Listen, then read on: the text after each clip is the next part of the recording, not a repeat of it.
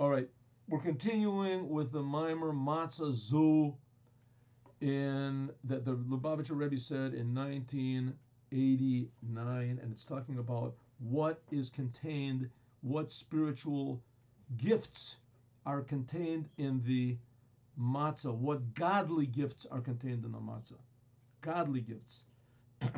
They come through the spiritual truth, but it's really gifts from the Creator in the matzah. And he explained that the matzah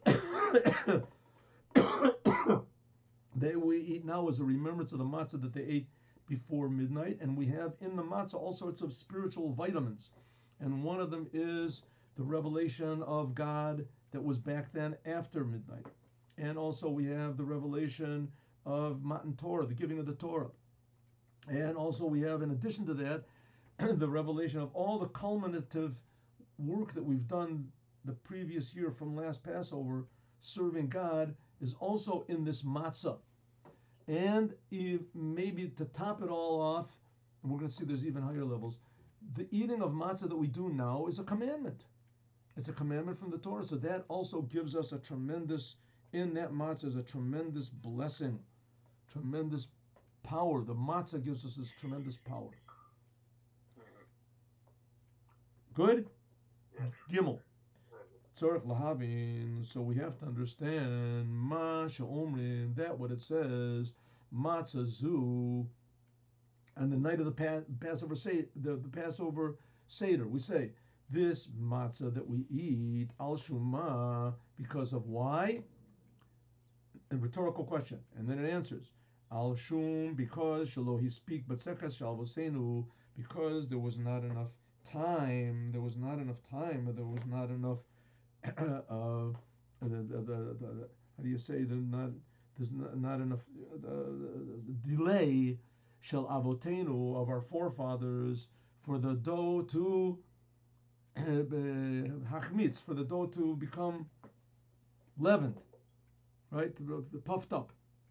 Harya matzah shanu ochlim, this matzah that we eat after Matan Torah, yeshbo, it has in it malat avodah, it has inside of it all of the qualities of the service.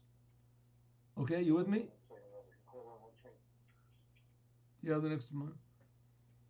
As I said, this is we are now. This class is being given under the conditions of the Corona panic, and so therefore, none of the class members are actually in the room with me. So don't suspect me of transgressing the general laws of the quarantine and send police to take me away. I'm sitting here alone in my room and speaking to a cellular phone. Pupils, and this will be sent out, by the way, to other pupils. Let's go. Okay, you with me? Yeah, I'm with you. Yeah. Okay. Get to the next page. This matzah that we eat after Matan Torah, Yeshbo Mailat Avodah, it has the quality and the Mailah of Kiyum, the mitzvahs of also doing we're doing the commandments. Ubezeh Gufa mitzvah she'achrei Matan Torah. It is the commandment after the giving of the Torah. And the Jewish people were commanded to eat matzah in Egypt, but that was before the Torah was given. And now we're eating matzah. In some ways, it's even higher than the matzah, the first time they ate matzah back then in Egypt, because we're doing it because it's a commandment after the giving of the Torah. And remember what happened when God gave the Torah. God revealed himself, and he put himself in the commandments. When we do a commandment now, we are actually connecting to the infinite creator, same God that took the Jews out of Egypt, the same God that's created the world. He's creating us. And when we do a commandment, we attach to the reason for creation, the essence of the creator.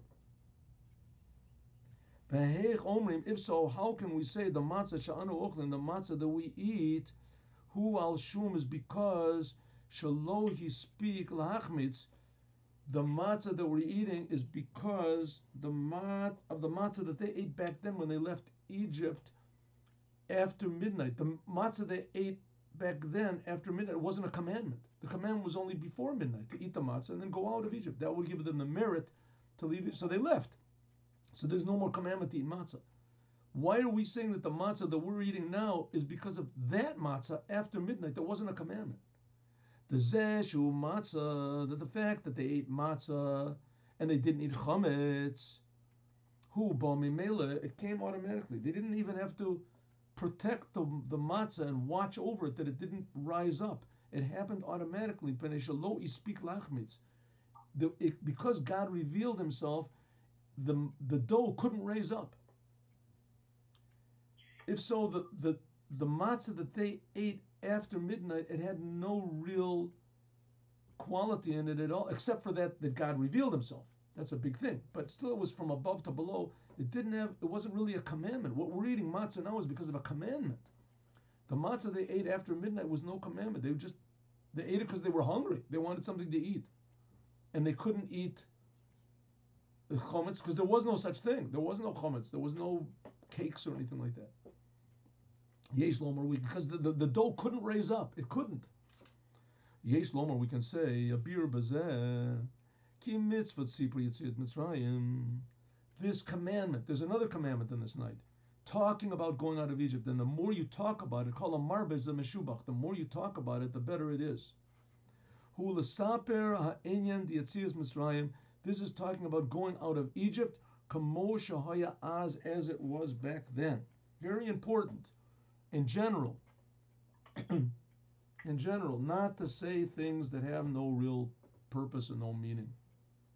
Especially in the night of Passover. The night of Passover, you're supposed to talk about the miracles that God did when He took us out of Egypt and the miracles that He's doing now. The Od and Iker is, that's a commandment. It's a commandment on the night of Passover to talk about going out of Egypt. And even more, it says that if God would not have taken Avotenu, our forefathers, from Egypt, Mishubadim hayinu leparo b'Mitzrayim, we would still be slaves in Egypt today. And the Rebbe asked this question, by the way, in the Haggadah of Pesach. What does it say in there in the Haggadah of Pesach? If God would have not taken us out of Egypt, we and our fathers and our forefathers, we would still be slaves in Egypt today. And the Rebbe says, how could that possibly be? How could you say something like that? I mean, that we left Egypt 3,300 years ago. You know how many political and what is it called, the world historical changes have been since then? Egypt has fallen, it's raised. I mean, Egypt never attained the status that it had when the Jews were in there. When the Jews were in there, it says that Egypt ruled over the whole world. Ruled the whole world. Since then, Egypt never ruled the whole world. Egypt never ruled. So how could it be that if God didn't take us out of Egypt, that we would still be slaves in Egypt? I mean, now Egypt, what has Egypt got to do? We'd be slaves. And now there's no slaves over there. Maybe there are, I don't know. But so the Rebbe says it's very simple. Any country where the Jews are, that country is always successful. If God would not have taken us out of Egypt, then Egypt would be the most successful country in the world. And therefore, it would never have fallen. Egypt could have stayed just as it was forever. The fact that God took the Jews out, I mean, even if He would have just taken the Jews out without making the 10 plagues and all this, the 10 plagues really, they came as a result of the Egyptian stubbornness. The Egyptians refused. Moses went into Paro and he said, listen, it's not nice. We're slaves. We've been working here as abject slaves for, a long time. And we didn't get paid anything. We didn't get, and, you got to at least let us go. You don't want to give us pay. Don't give us pay, but let us go. Pharaoh said, no way. Yeah, you're slaves and that's it. You're going to be get out. Right? So that was inhuman. Can't make people slaves. So Moses said, okay, I'll send you a plague. I sent them a plague, and it really didn't really hurt anybody. The waters turned to blood just to show them the power of God. Pharaoh said, no way. I'm not going to let you go. And then he sent them frogs. Frogs didn't kill anybody. They just sort of scared everybody. So they went inside of people. They were croaking. And Pharaoh said, not going to let you go. And he sent lice. And then lice sort of made everybody uncomfortable, but it still didn't kill anybody. Moses said, listen, Pharaoh, all I'm asking you to do is just stop the slavery. You know, I'm not asking you for a big thing. You don't have to be our slaves. You know, really, it should be that way, but you don't have to be our slaves. Just stop the slavery. Let us go. Go in the middle. No way. And so it was, Paro brought these things on himself because of his own stubbornness. He refused. And even after the Jews left, he ran after them. And that's how they drowned in the sea. If they wouldn't have run after them. So it says that God took the Jews out of Egypt. If he would not have taken the Jews out of Egypt, the Jews just wanted to leave. Maybe Paro sensed that as soon as the Jews left, that his power was gone. So therefore we have to, that's why we talk about that God took us out of Egypt. If God would not have taken us out of Egypt, and it was impossible for anybody to leave Egypt, and even more, the Jews didn't even want to leave Egypt, and even more, when they left Egypt, they wanted to go back to Egypt. That was the Jewish mentality. If it wasn't for Moses, for Moshe, the Jews, they would have never left, and they would have never stayed in the desert, and for sure they would have not gone into Israel. There's a whole Parsha Shalach that talks about how the Jews didn't want to go into the land of Israel. They didn't want to go. They didn't want to cross the Yam Suf, it says. Okay. And so Moses has to go against the spirit about everybody, and he was sent by God to do this. He had a very difficult job, but God forced the Jews, took them out of Egypt. That's what we're saying tonight.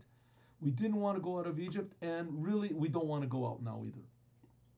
We really don't really want the Mashiach, or maybe we do. A person that learns Hasidut Chabad, he starts to get a little bit of sort of, a longing. He knows what he's longing for. But Mashiach is going to come reveal the potential of every human being in the world. This is a very wonderful thing. The world, maybe I want to do it. Maybe I'm not perfect like I think. So it says, Paro, therefore we're celebrating. God took us out of Egypt. If he wouldn't, we would still be back then. We would still be back there. Lochin gam achshav, even now, ubafrat, and especially in the night of Passover, even though that we are now after going out of Egypt and after the giving of the Torah, right? Like I said, God gave us the Torah 3,332 years ago. Nevertheless, yesh gam ma'amaru matzav, we are still in the same situation, is spiritually, I didn't want to say psychologically, personally, that we were back then. Lochem, therefore, Omrim, we say in the story of going out of Egypt in the Haggadah, matzah, this matzah that we're eating. Why are we eating the matzah? Al shum, because lo speak, the dough was not able, it didn't have the time or the ability, the delay, but the dough, la avotenu, of our forefathers, to raise up, because they're revealed on them, Melech Malchim Lochim HaKodesh Baruch Hu, God revealed himself and took them out. When was that? After midnight. That the matzah that we're eating now, even though we're eating it before midnight, there's even a custom that you have to try to finish to eat the matzah. The last matzah we eat is called the afikomen. At the end of the Seder, is right before they say the blessing, the Berachas HaMazon, and we drink the last 2 cups. So there's 2 cups, but we eat the last matzah. So you have to try to eat this matzah before midnight. Nevertheless, even though we eat this matzah before midnight to remind us of the matzah that they ate back then in Egypt, because we're still in Egypt, but in this matzah, yeshbo, nosaf, we're in Egypt psychologically, spiritually, we're still yeshbo, nosaf, al malas matzah, in addition to the quality that they had of the matzah, which before midnight, namely it gave them faith, it introduced them, made them new people, that they wanted to connect more to God, made them, hungry. They wanted to, mala, and also had the avoda, a tachton, bekiyum, ha-tzivoy, in doing the commandment of God, because God commanded them before midnight to eat the matzah, so they were serving God. They did something on their own, the kamosha hayalifnei matan Torah, like it was the commandment, even though it wasn't the same level of commandment after the giving of the Torah, but it was like the commandments that Abraham did, even to a degree even more, like the commandments that Abraham. Nevertheless, they did it from themselves. Like Abraham, the father of Judaism, he did it from himself.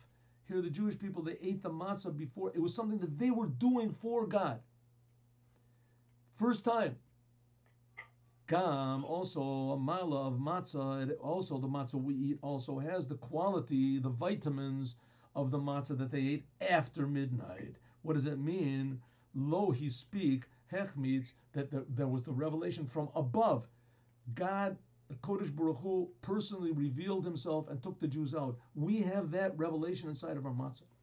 In other words, not only do we have faith, but we also have hope and certainty. Hope and certainty that just as God took us out back then, for sure he'll take us out of all of our troubles now. For sure. No doubt about it. And that's inside of that matzah. Therefore, the matzah is also called the food of healing. Takes away all of our problems. There can't be any chometz. There's no place for our own egotism and our own thoughts. You know, God says this, but maybe I could do a little better than God. Maybe I could.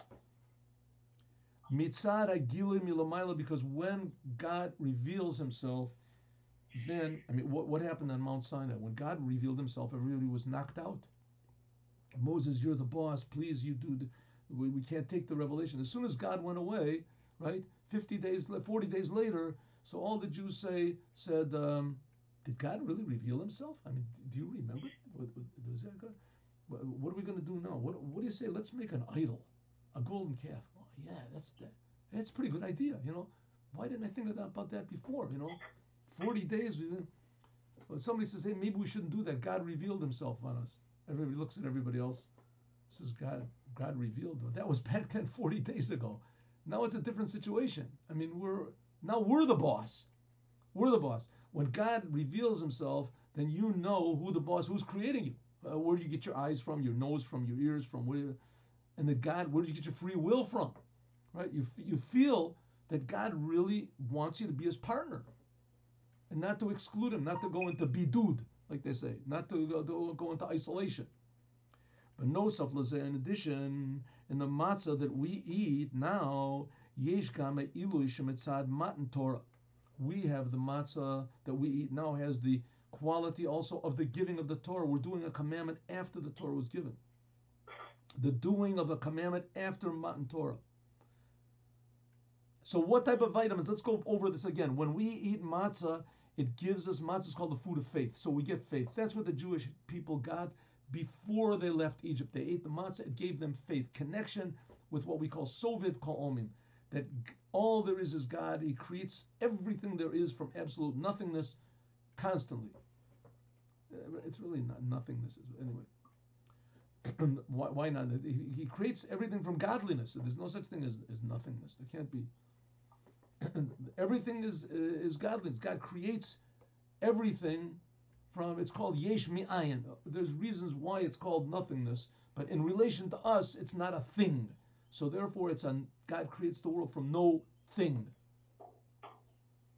But he's creating it all the time, and we feel it. So we have the Jews felt it before they left Egypt. They ate the matzah, it went inside of them. This is fixing up, by the way, of the tree of the knowledge of good and evil. When Adam took this feeling of egotism and he put it inside of himself. Right? He put it inside of himself. That was the sin of the tree of the knowledge of good and evil. Any normal person, ask any normal person, you want to take a shot of heroin? They'll say, you're nuts, get out of here. But you take a person that's depressed or he's anxious, he's this, that, right? The most terrible thing, stupid thing in the world to do, he'll take the shot and he'll think this is the best thing in the world. There's nothing better in the world. He's willing to kill his mother and father, God forbid. He'd do anything to get this drug. It's the best. This is the meaning of life. A total mistake because he took it inside of himself. That's what Adam did when he ate from the tree. There was evil in the world. There was selfishness. There was this, but it was external. It was like looking at heroin. Hey, get out of here. I'll call the police. Right? Evil, who wants to deal with evil? But as soon as Adam took it inside of himself, then what was bad felt good. And what was good felt bad. All of a sudden, the whole thing became... When the Jews ate matzah, took it inside of themselves, before they left Passover, this was already fixing up the sin of Adam. And it was completed when they got the Torah, because the Torah really goes inside of you. The Torah goes inside of you and it stays there. With food, it goes inside, and it lasts for a certain amount of time. And even more so, therefore, inside of the matzah, we have this vitamins of faith in God, connection to God, fixing up this sin of egotism of Adam. A little bit, but a very small, like a little babies that we were when we left Egypt. Egypt was the birthday. When they got out, God revealed himself to the Jews. That gave them a little bit more maturity. And even more, then after that, 50 days later, they received the Torah. The Torah was really made them mature. Now they could really deal with the world. The Torah gives you the ability to fix up the world. That's the purpose of the Torah, to fix up this physical world and reveal God here in this physical world. And after that, sheyesh gam me'en maila achila matzah, of eating matzah on Shvi shel Pesach, on the seventh day of Passover. What happened on the seventh day of Passover? Seventh day of Passover was a little bit weird. Seventh day of Passover was still in Passover. It wasn't like the giving of the Torah. It was still part of Passover. And eating matzah the 7 days, it says, is reshut. L'mayla michova. It's above. It says you should eat matzah for 6 days, and then it says shivas yomim tochamatzos. In the Torah, it says that you should eat matzah for 6 days, and then there's another place that says you should eat matzah on Passover for 7 days. So the Torah says just like the seventh day is optional, so also all the other 6 days are optional, except for the first day you have to eat it. So it says we learn from the seventh day that it's optional. Optional means you can use your free will to serve God, or not. You can using your free will to serve God in a way is even higher than being commanded. Being commanded to a certain degree is not 100% coming from you. Now that you're given the option, you can do it yourself, it's coming from you. And that's what really God wants. God wants everything to come from us. He wants it to come from us. I mean, in the end, it'll come from us. Who are we? We're just creations of God. But God is creating us, like we say all the time. But nevertheless, God gave us this individuality. That's the whole story of the Bible. God created this world that seems to be something totally separate from Him. And man seems to be even more separate. As we see, that the world doesn't go against God's will. Man can go against God's will. And when a man uses his will, option, he takes the option. I can do what I want, I can serve God, or I can just chill out, do nothing, or I can go against God. What I'm going to say, you know what? I'll just take the middle path. I'll just chill out, I won't do anything. He says, no, I got a better thing. Be a little bit crazy, do what God wants, even though you don't have to. That's the seventh day of Passover. That's called optional. This is like the eating of La'asid Lavo. This is something like the eating what's going to be in the raising of the dead. It says in the raising of the dead there's not going to be an eating. But what it means is, this is how I understand it. It says that when the dead raise, that we're still going to do commandments. We're going to do commandments. But what? Because it's in the Torah is eternal. But what? The commandments won't be doing it because we're commanded. What happens when you do a commandment? Like we said before, it improves the world. It brings godliness into the world. In the raising of the dead, the world is going to be the ultimate level of godliness. This physical, how it's going to be, I have no idea, but it'll be eternal. There won't be time. There won't be time. You won't have to fix anything up. If so, we don't have to fix anything. Why do the commandments? So the answer is, you do the commandments because it's an option. You can do the commandments. What do you want? It's optional. You do the commandments because it's the will of God. There's no blessing that comes. There's no anything. The world is already the ultimate highness. It says everyone will know the whole Torah. Lo yakanef od morecha. But the commandments will be done in a way which you want to call optional. It's not done in order to fix the world up, in order to make blessings in the world. Fix up the sin of Adam. Not because of that. Why do the commandments? Because it's God's will. You can do it or not. Everybody will do it. So eating the matzah now is like the seventh day of Passover also, where there's a taste of the raising of the dead. As we'll talk, we'll finish the mimer next time, and God willing, we'll continue with a new mimer. Thank you very much. God bless you all.